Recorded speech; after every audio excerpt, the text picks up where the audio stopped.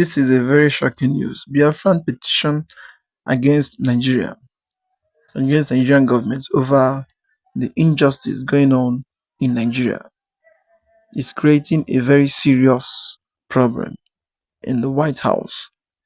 This of issue of Biafran struggle and the Biafran, and they have written a petition against the Nigerian government, and it is causing a very serious problem in the government, due to they don't know the next step the US, the government may take.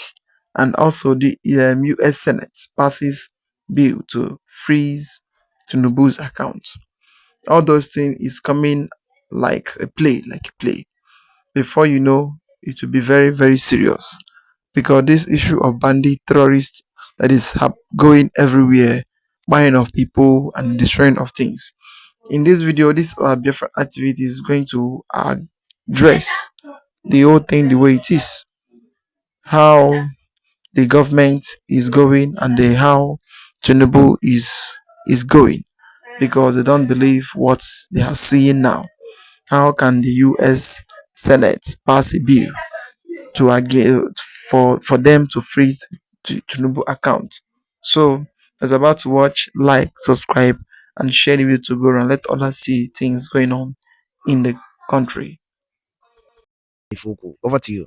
This is the end of Ahmed Bola Tinubu, the Nigerian president, as USA senators propose bill to sanction Nigeria over alleged buying of Christians. You recall recently Donald Trump has vowed to take action regarding the buying of Christians, condemning the buying of Christians in Nigeria, accusing the Nigerian president of not doing enough to combat, to stop the buying of Christians in Nigeria. Another American senator has come out to propose a sanction bill, which they are right now debating in USA Parliament, over the sanction of the Nigerian government, Ahmed Bola Tinubu, because of the continual buying of Christians in Nigeria. It's like the Nigerian government, according to American government, said Nigerian government are not doing anything. Since the buying of Christians in Nigeria, the Nigerian government are not doing anything to stop it. So they have now set to sanction Nigeria government over that. USA Senator Ted Cruz has introduced legislation designed to protect Christians and other religious minorities from widespread persecution in Nigeria. Cruz introduced the Nigerian Religion Freedom and Accountability Act of 2025 as a way to hold government officials in Nigeria accountable. According to the news release, Cruz claims that government leaders are enabling Islamist jihadist violence and enforcing harsh blaspheming laws which have led to the death and imprisonment of innocent citizens. It's long past time to impose real costs on the Nigerian officials who facilitate these activities, and my Nigerian Religious Freedom Accountabilities Act uses new and existing tools to do exactly that, Cruz said in a statement, urging his colleagues to advance what he calls critical legislation. Religious persecution is not new in Nigeria, but since 2019 it has reached unprecedented levels, according to Ted Cruz. Extremist groups and armed militants have killed more than 52,000 Christians across the country. More than 20,000 churches, seminars, and Christian-based institutions have been destroyed. In a recent attack, more than 200 Christians were died in a single night of carnage on June 13, 2025 by Fulani jihadists in the northern central Nigeria. As of now, a dozen states in Nigeria enforces Sharia law, which include blaspheming provision and emboldens vigilant groups to punish people without due process. The law, the law should be implemented immediately to stop all these crazy acts being carried out by the terrorist group in Nigeria, which the Nigeria government are not doing anything to stop them, according to Cruz. This legislation will impose targeted sanctions, including additional travel bans and access freeze for officials, the USA suspect of facilitating violence and repressive blaspheming laws. The bill would also require the US Secretary of State to redesignate Nigeria as a country of particular concern, CPC, under the International Religious Freedom Act. Oh my God, this is no joke. Oh. Tinubu is panicking as we speak. Wherever he is now, he don't dey shit himself. He's panicking because Trump administration, they are not joking. They are serious. Since will I say last week, like a week now, it has been on Nigeria. American government, they are condemning, they are hammering on Nigerian president, Nigerian government over what is happening. And they said that Nigerian government are supporting those those terrorists to buy Christians in Nigeria, because since this thing started, this buying of Christians started in Nigeria, the Nigerian government, they have not done enough to stop that. They have not tackled the issue. They have not go after those people, terrorist people that are buying Christians in Nigeria. So they're not gonna sit down and fold their hands and watch this evil act being carried out by the terrorists supported by the Nigerian government to continue happening. So they have now proposed a bill, tougher sanction, that will include the frozen assets of all the Nigerian government serving under Tinubu right now, travel ban, and they also declare them wanted. Trump, not a joke. So this is serious now. This is what we have been saying, and thank God that American government are acting now, because it's like this thing keep happening, and the international communities are not doing anything, but they are aware of what is happening in Nigeria. They know exactly what is going on. How these people, the terrorist government, Nigerian government, are keeping quiet, supporting the terrorist group to buy Christians in Nigeria and other ethnic groups like in Biafra land as well. So this thing is something that American government led by Donald Trump don't want to happen. And he said he will not fold his hands and let this thing keep happening in Nigeria. So they must do something to stop it immediately. And that's why they are now proposing bill to sanction, heavy sanction on Nigerian government. So this is something serious, and it's a welcome. Oh yes, it's a very good welcome development. The US Senate sanctioned Nigeria. Then they have petitioned Nigeria now Tinubu government for him to understand things happening in the country. That is why you see the December airstrike against the terrorists, and the last one, the New Year airstrike against the government, because still keeping and still looking onto all those terrorists, the government will not do anything. They will just keep on pampering them. And the Tinubu government, APC government, they are the main sponsor of all those things. They are the main sponsor of this buying of people here and there, kidnapping and ransacking villages everywhere. It is very shameful. Because how can you claim that you are a government? You allow the people you claim they are a foreigner. They will come and start buying your citizen. At the end, when the people want to rise up, want to speak, you cannot allow them to speak. You cannot. Look at just what happened yesterday about the Kachi village. About 42 people were gone down, and no police, nobody to help them. The whole village is very shocking. It's very shocking. Sometimes once something is happening in the country, it will look as if we don't have a government. And if you watch it very well, you will see the government is just like we are in a ruralist country where there is no law, where there is no principle.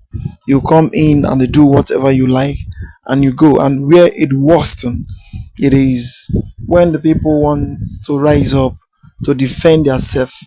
The same government that is claiming that they are protecting you, they are protecting life and property, will come up and they will they will jail you and they will prison you in the name of you don't have the right to defend yourself.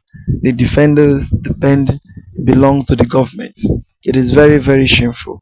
Well, we are waiting to see the outcome of this whole thing, and we hope that through this Senate and through this that everything will happen and everything will come true, because this issue of everyday buying of people, everyday buying of people, it is something that is very baffling. So I will allow you to watch this video that is coming up. Don't skip any part. Try to watch it to the end so that you will understand things going on in this country. With the nation reacting to the multiple surprise Christmas Day strikes launched in what has been described as a joint operation between the United States and Nigeria against the Islamic State in the northwestern state of Sokoto. The attack was announced in a series of messages, statements, and videos released overnight from both governments on Thursday, which began with a post from US President Donald Trump on his Truth Social profile, in which he stated that the attack came at his direction as Commander-in-Chief. And I'll read Trump's statement. He wrote, "Tonight, at my direction as Commander-in-Chief, the United States launched a powerful and deadly strike against ISIS terrorist scum in northwest Nigeria, who have been targeting and viciously killing primarily innocent Christians at levels not seen for many years and even centuries. I have previously warned these terrorists that if they did not stop the slaughtering of Christians, there would be hell to pay. And tonight, there was. The Department of War executed numerous perfect strikes, as only the United States is capable of doing. Under my leadership, our country will not allow radical Islamic terrorists to prosper. May God bless our military, and Merry Christmas to all, including the dead terrorists, of which there will be many more if their slaughter of Christians continue." And this was a very powerful message from Donald Trump yesterday. We were all sleeping when this message came out. Well, here is a footage from the operation showing what officials describe as a divisive strike against the terror group on Christmas night.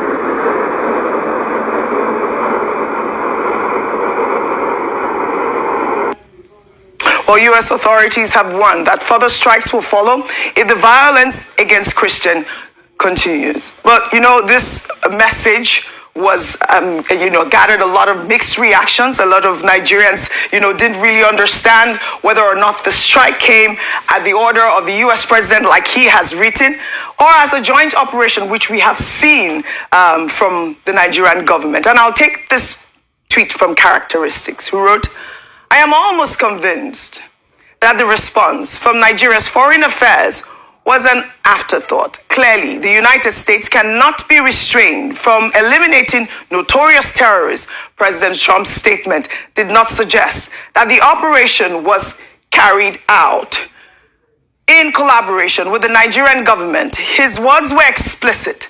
At my direction as commander-in-chief, not in partnership with Nigeria. Let's even assume, without conceding, that the Nigerian government was aware of the operation. Why then did the statement not come directly from the president himself, using the same authoritative language? At my directive, as commander-in-chief, I be president, they sleep. Sleep where he no sleep when INEC declare him president at 3 a.m. I strongly doubt that the Nigerian government was aware of the timing of the targeted strike. The public should not be deceived by after the fact statement from the Ministry of Foreign Affairs. What we are witnessing looks more like reactive diplomacy than proactive security leadership." And I'm reading this tweet because this is the minds of a lot of Nigerians who rightly believe that this might not be a joint, attack. Meanwhile, U.S. Secretary of War Pete Hegseth confirmed the launch in a post on X, thanking the Nigerian government for cooperating with the United States on the attack. And here is Pete's tweet. He wrote, "The president was clear last month. The killing of innocent Christians in Nigeria and elsewhere must end. At the Department of War is always ready. So ISIS found out tonight on Christmas. More to come. Grateful for Nigerian government support and cooperation. Merry Christmas." Even AFCOM released a statement, and I'll read that. They wrote, "At the direction of the President of the United States and Secretary of War, and in coordination with Nigerian authorities, U.S. Africa Command conducted strikes against ISIS terrorists in Nigeria on December 25th, 2025 in Sokoto State." Another confirmation there. Also, the Nigerian military has also confirmed conducting the precision strikes against ISIS elements in northwest Nigeria. In a statement released today, the Director of Defense Information, Major General Samilia Uba, said the operation was a joint effort between the armed forces of Nigeria and the United States, adding that the strikes were approved by federal government authorities and followed credible intelligence aimed at degrading the terrorist group's capability. Well, in this same statement, the Nigerian army reiterated its commitment to restoring peace and security across Nigeria. And I'll take this final tweet, a reaction that, gladdened my heart. Lucky wrote on X, "Yes, this is good news. Reports confirm U.S. airstrikes against ISIS elements in Sokoto State carried out in coordination with Nigeria." Beyond the headlines, this is a strong statement against terrorism and a reminder that global security is interconnected. For a nation bruised by insurgency, banditry, and bloodshed, disrupting extremist networks is no small win. If peace is the greatest gift any country can receive, then degrading terror cells that prey on innocent lives may be one of the most meaningful gifts Nigeria gets this season. Security first, everything else follows. Finally, on ground in Jabo village of Sokoto State, a new video showing the debris from the aftermath of the missile launch on the terrorists has made the rounds on social media. Let's take a look.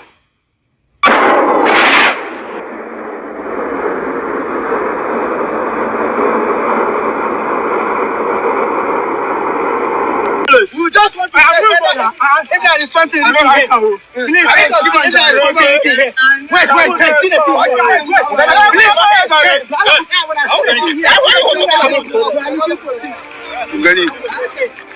that's the actual thing that is happening in Jabo town now.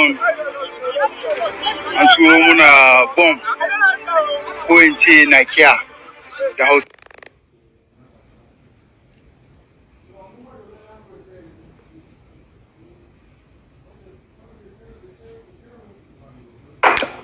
All right, that's the reaction on ground. The villagers have said that there was no casualty in this incident. However, this video highlights the human impact of these attacks and how ordinary citizens often have to deal with the consequences of the aftermath. And I'll take one final post on X. This person wrote, "Why bomb northwest Nigeria on Christmas, claiming to protect Christians, when experts say most killings there are from bandits fighting over land and resources, killing way more Muslims?" And that's another rhetoric that we have to deal with this whole intervention.